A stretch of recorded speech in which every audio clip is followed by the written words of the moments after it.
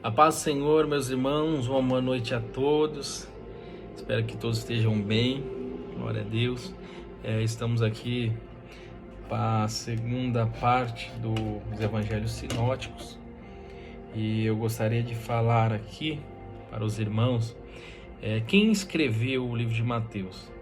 Sabemos que a autoria ela não é declarada, mas tradicionalmente atribuída a Mateus, que era um publicano, isso é um recebedor de impostos e homem de alta posição social. Na época em que foi chamado para discípulo, vivia em Cafarnaum, perto do mar da Galileia. Provavelmente 70 depois de Cristo, quando os romanos destruíram o templo de Jerusalém. O primeiro livro do Novo Testamento, também dos 4 evangelhos, que significa as boas novas. O evangelho, ele significa boas novas. O livro escrito principalmente para um público judeu, faz muita referência do Antigo Testamento, para provar que Jesus é prometido Messias, é o prometido Messias, cuja a vinda os judeus esperavam por séculos. O livro de Mateus começa com a genealogia que mostra os antepassados de Jesus. Nós vemos entre o patriarca Abraão, nosso pai na fé, o rei Davi, depois detalha a anunciação da concepção de Jesus, a visita dos homens sábios, como seus presentes, ouro, incenso, mirra. O apóstolo também introduz João Batista perante o precursor de Jesus. Ele descreve a ligação dos discípulos centrais, Pedro, André, Tiago e João. Nós vemos o ensinamento de Jesus são enfatizados com longas passagens que cobrem o Sermão da Montanha, capítulos 5 a 7, incluindo as beatitudes, abençoados os que... E também a oração do Pai Nosso. O Evangelho de Mateus era o principal evangelho utilizado para a igreja primitiva, levando a mensagem que todo cristão verdadeiro era instruído a cumprir com gratidão o serviço de anunciar o reino de Deus. O principal objetivo deste livro é relatar, testemunhar sobre o fato de Jesus Cristo ser o Messias prometido no Antigo Testamento, cujo nós vemos que a missão era trazer o reino de Deus até a humanidade. Esses 2 temas, o caráter de Jesus e a presença do reino de Deus, devem ser analisados sempre juntos. No livro de Mateus, tudo direciona a Jesus como rei. A genealogia do rei, proclamação do rei, poder do rei, parábolas do rei, princípios do rei, pregações do rei, paixão do rei. É o evangelho que mais cita a frase para que cumprisse o que fora dito. A palavra reino é encontrada 56 vezes no Evangelho de Mateus. Nós vemos que essa palavra reino, ela é encontrada 56 vezes, irmãos. A expressão reino dos céus, só encontrada nesse Evangelho, era voltado para um público judeu, um público judaico. Embora tenha sido originalmente escrito para a igreja em Antioquia, constituída de judeus e gentios, claramente o objetivo não era apenas ficar restrito àquela congregação, mas que fosse propagado também entre todos os seguidores de Cristo e ao longo dos tempos. Graças ao Senhor, esse evangelho também nos alcançou. Então nós podemos aqui fazer um estudo sobre esse evangelho. Glória a Deus por isso. A Bíblia responde a pergunta sobre quem foram os 12 apóstolos de Jesus em 3 passagens diferentes. Mateus, capítulo 10, versículo 2 e 4, são a referência. Marcos 3, versículo 16 ao 19. E Lucas, capítulo 6, versículo 3 ao 16. Utilizando como base o texto do Evangelho de Mateus, temos os seguintes nomes. Simão, chamado Pedro, o apóstolo Pedro. André, irmão de Pedro. Nós vemos também que faz menção ao Tiago, filho de Zebedeu. João, irmão de Tiago, que é o apóstolo João, a qual escreveu o livro de Apocalipse.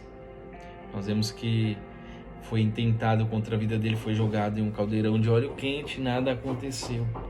E então ele é jogado na ilha de Patmos. Mas nós vemos que a ilha de Patmos, ele tem uma visão, a qual Deus, o Senhor, ele fala com o apóstolo João, ele descreve o livro de Apocalipse. É um dos livros que também a gente considera como escatologia também. Nós vemos que também temos aqui Felipe, mas uma observação, não confundir com Felipe, o evangelista citado no livro de Atos. Esse era o Felipe, um dos apóstolos de Jesus. Bartolomeu, também chamado Natanael. Tomé, também chamado de Dídimo. Nós vemos aqui Mateus, o publicano, o evangelista Mateus, chamado de Levi. Tiago, filho de Alfeu. Judas, também chamado Lebeu ou Judas Tadeu. O Simão, o Zelote, fazia parte dos Zelotes, era uma seita que havia na época ali, então é feito menção sobre o nome dele, Simão o Zelote. E Judas Iscariotes, aquele que traiu Jesus. Esses são os 12 discípulos, os 12 apóstolos de Jesus, a qual andaram com Jesus. E ele é mencionado também no livro de Mateus. Então aqui, nas próximas aulas, a gente vai decorrer no livro de Mateus sobre as parábolas de Jesus. Nós vemos o joio, Mateus 13, 24 ao 30, o tesouro escondido, Mateus 13, 44, a pérola, Mateus 13, 45, 46, a rede, Mateus 13, 47 a 48, o pregado mal, Mateus 18, 23 a 24, trabalhadores do vinhedo, Mateus 21, 16, 2 filhos, Mateus 21, 28 ao 31, a festa de casamento, Mateus 22, 2 ao 14, as 10 virgens, Mateus 25, do 1 ao 3, as ovelhas e as cabras, Mateus 25, do 31 ao 36. A gente vai decorrer durante a próxima aula sobre essas parábolas no livro de Mateus. Eu também gostaria de deixar aqui o livro de Marcos, algumas explicações. A autoria, ela não é declarada, mas tradicionalmente atribuída a João Marcos, missionário em quem a companhia a Paulo, a Barnabé, Atos 12, 25, é o filho da fé do apóstolo Pedro. Vai mencionar em 1 Pedro 5,13. Marcos teria sido intérprete de Pedro. Ele não fez parte do grupo dos 12 apóstolos, nem dos 70 discípulos, mas foi um homem apaixonado por Jesus. Provavelmente 60 depois de Cristo, durante a perseguição dos cristãos pelos romanos. Eu fiz um breve resumo do livro de Marcos. O segundo dos 4 evangelhos, é tido por muitos como o primeiro a ser escrito. O livro de Marcos é o mais breve e mais dinâmico dos 4 evangelhos, que narram a trajetória de Jesus, e a maior parte dele é repetida nos evangelhos de Mateus e de Lucas. Marcos se dirige a um público de gentios, especialmente de romanos. Ele descreve Jesus como servo, ou seja, esse livro mostra Jesus em ação, com capacidade divina de curar o doente, controlar a natureza e subjugar os poderes do inimigo. O uso frequente de imediatamente, então, mantém a sua narrativa em constante movimento. O tema de Marcos sobre o servo sofredor veio de suas narrativas sobre a interação de Jesus com os incrédulos, hostis, líderes judeus que queriam matá-lo, seus vizinhos escandalizados com as atitudes dele e até mesmo seus familiares que pensavam que ele era louco. A humilhação de Jesus reflete que seus discípulos deveriam seguir qualquer que vós que deseje se destacar será vosso servidor. E qualquer dentre de vós que despeje ser o primeiro deverá servir aos outros. O Salvador profetiza 3 vezes sobre seu sofrimento, sua morte, a sua ressurreição, mas os seus discípulos não entendem plenamente o significado. Durante a última semana de sua vida, o Salvador entra em Jerusalém, ensina os seus discípulos, sofre no Getsêmane e é crucificado. Jesus Cristo também ressuscita depois dos 3 dias. E nesses tópicos a gente iremos tratar e decorrer na próxima aula sobre os ministérios de João Batista, a qual se refere Marcos 1, 2 ao 6, o batismo de Jesus, Marcos 1, 9 ao 11, a tentação de Jesus, Marcos 1, 12 ao 13, Jesus chama os discípulos, Marcos 1, 16 ao 20, a cura da sogra de Pedro, que está em Marcos 1, 29 ao 31, Jesus ensina sobre o jejum, Marcos 2, 18 ao 20, relação de Jesus com o sábado, Marcos 2, 23 ao 28, a escolha dos 12 apóstolos, Marcos 3, 13 a 19, a qual a gente mencionou aqui quais são os 12 apóstolos, nomes de cada um, porque Jesus falava em parábolas. A gente vai entender isso ao decorrer no livro de Marcos 4, 33 ao 34. Jesus acalma a tempestade, Marcos 4, 35 41, a primeira multiplicação de pães, Marcos 6, 30 ao 44. Jesus anda sobre o mar, Marcos 6, 45 e 52, e a segunda multiplicação dos pães, Marcos 8, 1 ao 10. O grande mandamento, Marcos 12, 28 ao 34. A última ceia, Marcos 14, 22 e 26. E Jesus é aprisionado, Marcos 14, 43 e 50. Pedro nega a Jesus, Marcos 14, 66 e 72. A crucificação, Marcos 15, do 22 ao 32. E a ascensão de Jesus, Marcos 16, 29 ao 20. Essa aqui foi algumas anotações a qual eu deixei. Nós vemos que o livro de Marcos ele é composto por 16 capítulos, 678 versículos. O autor Marcos, 60 depois de Cristo, e o estilo é um dos evangelhos nóticos. Glorificado seja Deus. E também eu gostaria de falar um pouco do Evangelho de Lucas. Nós vemos que quem escreveu a autoria não é declarada, mas tradicionalmente atribuída a Lucas, médico gentil. Em Colossenses 4,14 é missionário em companhia do apóstolo Paulo, a qual está a referência em 2 Timóteo 4,11.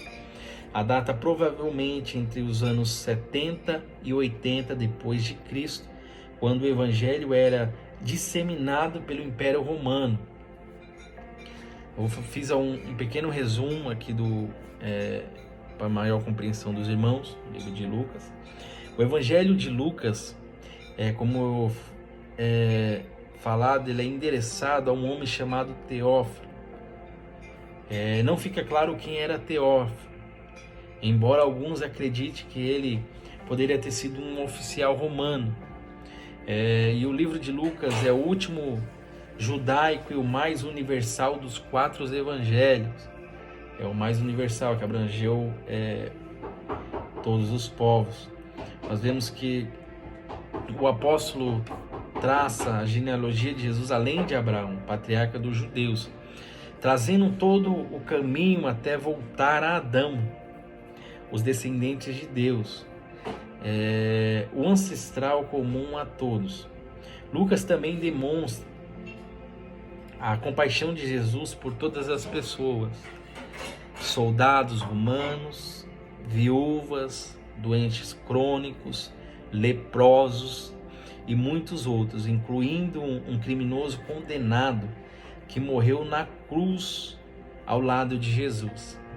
Em conjunto com os outros evangelhos, Lucas demonstra a ressurreição de Jesus acrescentado em relatos detalhados em suas aparições a 2 crentes na estrada para Emaús e para os 11 discípulos remanescentes. Nós sabemos que quando o evangelista Lucas, ele também tinha como sua profissão como médico, ele era atento mais aos detalhes. Seu evangelho é um dos mais detalhados, a qual ele fala sobre detalhes a qual não é mencionado nos outros evangelhos. E nós vemos que é predito o nascimento e a missão do João Batista e de Jesus Cristo. Testemunhas atestam que o bebê Jesus é o Messias. Aos 12 anos de idade, Jesus ensina no templo.